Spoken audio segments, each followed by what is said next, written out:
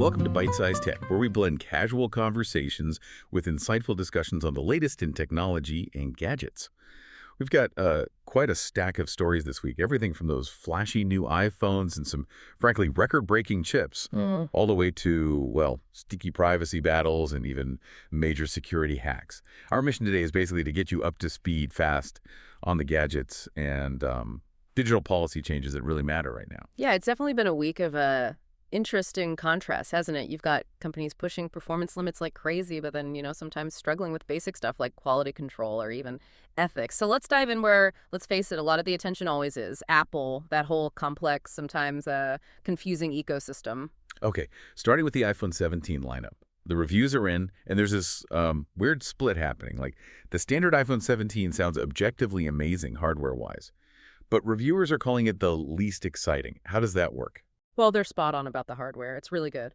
Apple finally brought the base model way up. It's pretty much getting features that were pro level just a little while ago. Yeah. The 120 hertz always on display. That's standard now. Plus the A19 chip, 256 gigs of storage right out of the box, and honestly, really impressive battery life. Up to 30 hours video playback, they're saying. So, yeah, arguably it's the most sensible, maybe the best value flagship phone out there right now. No, Air. That's the one getting the buzz. Downright sexy, one review called it. Why are people, and reviewers it seems, willing to trade features for looks? That's the Apple magic, isn't it? Or maybe the marketing machine. The Air is definitely thinner, looks cooler, no doubt. But you do make compromises. You lose the ultra-wide camera, which is a pretty big deal for some people. And the battery life, it's just not going to match that workhorse efficiency of the standard 17. People often go for that new design, that feel maybe more than maximum battery. It's often more emotional, right? Which actually makes these sales numbers we're hearing kind of confusing. Yeah, perfect lead-in. Mizuho Securities is reporting some, let's say, muddy data. Yeah. They're saying Apple is already cutting iPhone Air production by 1 million units. Right. Because sales are underwhelming, especially in the West. That sounds like, well, like a big misstep for their sexy new phone. It does sound that way on the surface, but you got to dig a little deeper. While the Air might not be hitting whatever ambitious target Apple set internally, the reports also say the base 17, the Pro Max, they're selling solidly. And then you have this counter-narrative popping up from, supply chain leakers, anonymous sources, basically. They're arguing that even with the cut, the total number of Airs produced, maybe 18 to 20 million units, is still, and I quote, miles better than the competition. They specifically mentioned the Galaxy S25 Edge, throwing a bit of shade there. Wait, hang on. So we have official sounding reports of production cuts from a firm like Mizuho, and we're supposed to balance that with vague assurances from unnamed leakers. That feels less like analysis and more like damage control, PR spin. What's the real feeling out there? I think the real feeling is that people are just holding on to their phones longer. These things are expensive. They're waiting for a major leap. And speaking of major leaps, or maybe lack thereof, the iPhone Fold looks like it's delayed. Again, maybe pushed to 2027 now. That directly hits that major jump expectation people might have. What's the holdup there? Is it parts or is it the tech itself? It seems to be innovation, pure and simple. The reports suggest Apple's really wrestling with two key things. One, getting that hinge mechanism just right, making it durable. And two, the big one, getting rid of the visible crease on the inner screen. You know that crease you see on most foldables? It screams first generation. Apple hates that. They won't release it looking unfinished. And that perfectionism is apparently messing with their whole timeline for sourcing the display parts. Okay, so future problems. But they also have a more immediate and frankly bizarre quality issue right now. We're hearing reports about the cosmic orange color on the 17 Pro and Pro Max literally changing color. Yeah, it's visually striking, all right? Not in a good way. People buy cosmic orange, and it apparently fades to a sort of pinkish rose gold color. The likely culprit seems to be oxidation. Basically, the aluminum frame wasn't sealed properly with the protective layer. It's probably a small batch issue, but wow, visually, it just ruins the look of a very expensive phone. It just shows, even Apple, with all their resources, can stumble on basic manufacturing quality control sometimes. All right, let's pivot from design woes to just raw power. This M5 chip benchmark leak. Honestly, it's kind of mind-blowing. The new M5, supposedly for the 14-inch MacBook Pro, hit a 4,263 single-core score on Geekbench 6. That's the highest ever recorded, right? It is, and it's not just about the big number. It really cements Apple's lead in chip efficiency. We're talking maybe a 20% jump in multi-core compared to the M4, which is already fast. But that record single-core score, that's huge for pro users. It means even older software, stuff not optimized for multi-core, still feels incredibly snappy. Or apps where one task bottlenecks everything. Responsiveness stays instant. Maximum power, minimum heat, that's still their edge. Yeah, that's what keeps them ahead of a lot of the PC competition and laptops. But even with all that silicon muscle, they're still lagging on some convenience features, aren't they? Face ID for the Mac. Still reportedly years away, even though we keep hearing rumors about touchscreen MacBooks eventually coming. Touchscreen MacBooks feel inevitable at some point, yeah. But the Face ID thing is interesting. The fact that something relatively basic like facial login is still far off suggests they might be finding it tricky to scale that secure enclave tech from mobile up to the Mac platform without some kind of compromise. Okay, moving out of Apple's walled garden, let's talk about the competition, who seem to be pretty aggressively trying to knock down those walls. Right. We're seeing a lot of feature copying from Android makers, especially OnePlus. Oh, yeah. That's kind of the state of mobile innovation right now, isn't it? Everyone borrows from the leader. OnePlus's Oxygen OS 16 update has features that look, well, almost exactly like iOS.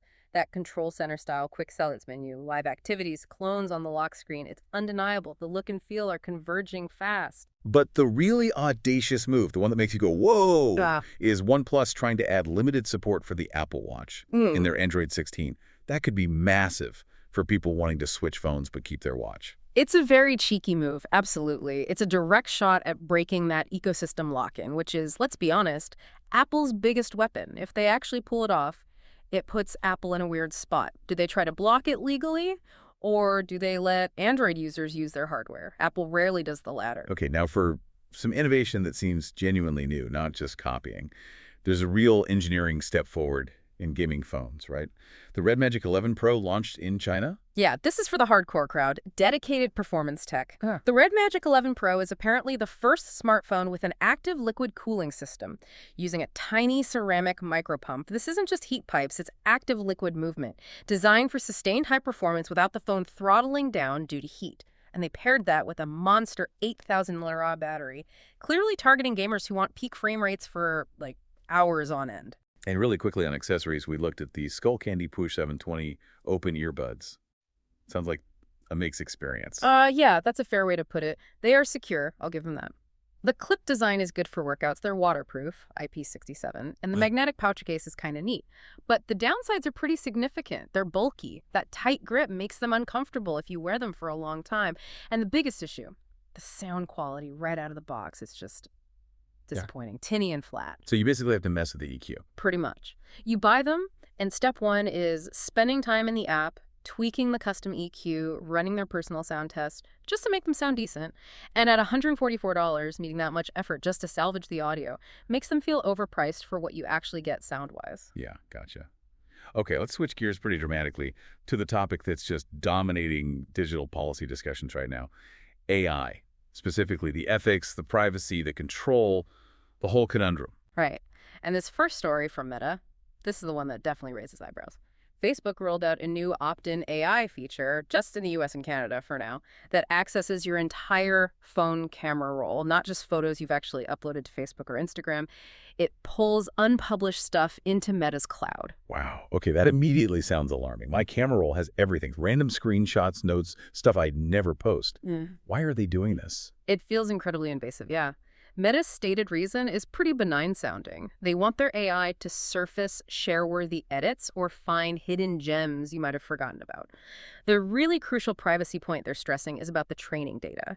Meta claims the AI will only use these unpublished photos for its training models if you, the user, actually engage with the suggestions, meaning if you edit the photo using their AI tools or if you actually publish the creation it suggests. They also said the data isn't used for ad targeting. That's critical for trust, but still, a lot of access. Okay.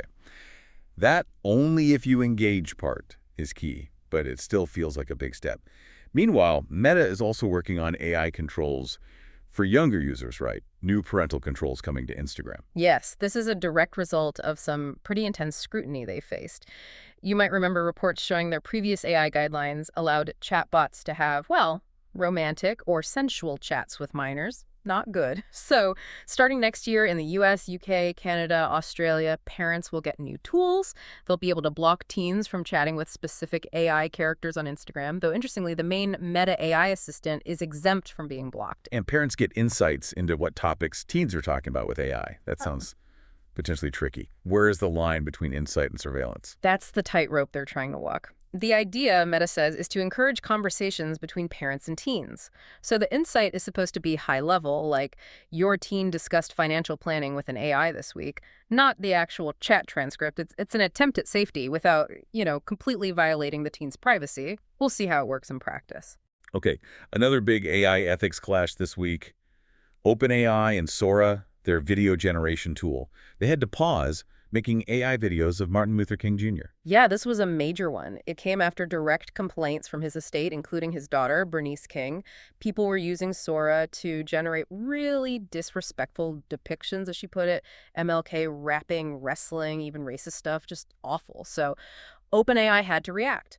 They've now set up a policy where authorized reps or states of public figures can formally request that likeness not be used in Sora. That feels like a really important precedent, doesn't it? Acknowledging that free speech or creative expression with AI doesn't automatically override someone's control over their own image, especially for historical figures. Absolutely. It's a complex balance, but this was a necessary step. And speaking of content quality, or lack thereof, let's touch on AI slop. Users are fighting back. AI slop, I like that term. It perfectly describes that flood of generic, soulless, machine-generated content we're seeing everywhere. Exactly. Pinterest users, in particular, have been complaining loudly. Their feeds for things like beauty, art, fashion were getting clogged with this stuff. All style, zero substance. So Pinterest is actually responding. They're rolling out tools so you can limit how much generative AI content you see in certain categories. And crucially, they're making the labels that identify AI-generated pins much clearer, easier to spot. Transparency is definitely the first defense against the slop. Okay, let's shift again. Security and global infrastructure. This surveillance story involving Amazon's Ring is concerning. Ring is apparently deepening its ties with law enforcement by partnering with Flock Safety. Yeah, Flock Safety is a big player in surveillance tech, used by over 5,000 police agencies. They do license plate readers, that sort of thing. This partnership means those agencies using Flock can now directly request Ring video footage from users through a post in the Ring Neighbors app. Wow, so a private company's home surveillance network is becoming even more integrated with police systems. What are the checks here? Is it just open season on our doorbell footage? Well, there are supposed safeguards. The police request has to specify the location, the time frame, and the incident type. Cooperation from Ring users is still entirely voluntary. You don't have to share. And if you do share, they say the user remains anonymous to the police agency making the request through Flock. But yeah, it continues this clear trend. Ring already had a deal with Axon, the taser company. They are positioning themselves step by step as part of the official law enforcement toolkit, relying on users choosing to cooperate. It raises huge questions about private surveillance networks. Okay, on the cybersecurity front, a really clever and worrying new hacking technique emerged called ether hiding. Yes, used by a group called UNC 5142, hitting thousands of WordPress sites. It's pretty sophisticated. Ether hiding is all about hiding the command and control for the malware. Usually, hackers use specific web domains or IP addresses that security teams can eventually find and block or take down. But with ether hiding, they're using a public blockchain, specifically the BNB smart chain, to hide the instructions or the location of the malicious code. Whoa, so the blockchain acts like a decentralized, unblockable address book for the malware. Exactly. Because you can't just take down a public blockchain record like you can a domain name. The instructions are embedded in transactions. It makes stopping the malware at its source incredibly difficult, maybe even impossible with traditional methods. It's a really clever and frankly scary evolution in tactics. Yikes. Okay, let's end on something potentially more hopeful, though still massive infrastructure. Energy. The U.S. Department of Energy put out this really ambitious roadmap for fusion power, aiming for commercial fusion on the grid by the mid-2030s. Yeah, fusion. The dream of clean energy, right? Mimicking how stars work, fusing atoms, not splitting them like current nuclear fission. No long-term radioactive waste, no fossil fuels. It's the ultimate goal. And the urgency is interesting. It ties back to AI, actually. The massive electricity demand from AI data centers is one of the things fueling new investment and interest in fusion. We need huge amounts of clean power. Mid-2030s sounds incredibly soon for commercial fusion. That feels almost like science fiction becoming reality. But there's a catch, isn't there? A big one. There is a very big one. While the DOE roadmap encourages public-private partnerships, which is great, it explicitly states, and this is key, that it is not committing the Department of Energy to specific funding levels. So it's an ambitious vision without a guaranteed budget. And fusion power isn't cheap. It needs monumental, sustained investment. Good intentions alone won't build a fusion reactor. Right, the ambition is there, but the wallet isn't necessarily open yet. That's the reality check. Okay, so we've covered everything from iPhones to fusion, but let's connect this all back maybe to something even more fundamental. Here's where it gets really mind-bending, linking our tech world back to, well, the cosmos itself. There's new evidence from space suggesting that the water here on Earth, the water in your glass right now might actually be older than the sun. Yeah, just pause and think about that. The water we depend on for life possibly predates our entire solar system. Astronomers found something called doubly deuterated water in a very young star system, V8A3 Orionis. Doubly deuterated water. Okay, break that down. Why is that specific molecule the smoking gun for ancient water? Right, so deuterium is just a heavy version, an isotope of hydrogen. Water is H2O. When water forms in the incredibly cold, dark clouds between stars' interstellar space over billions of years, it tends to pick up more of this heavy hydrogen. It gets deuterated. Normally, when a star system like ours forms and things heat up, that heavy water signature gets diluted or changed. Finding lots of this doubly deuterated stuff water with two heavy hydrogens in a young star system suggests that water wasn't made recently as the star formed. It means it was inherited, frozen in those ancient interstellar ice clouds for billions of years, and that ice survived the star's birth and became part of the new planets. It fundamentally links the chemistry of deep space, from before the sun existed, directly to the ingredients for life right here on Earth. Wow, the water in my coffee could literally be billions of years older than the sun. That is something to chew on. What a way to wrap up our look at this week's tech news and shifts. Thanks for tuning in to Byte-Sized Tech. If you enjoyed this episode, like, comment, share, and subscribe for more fun tech discussions.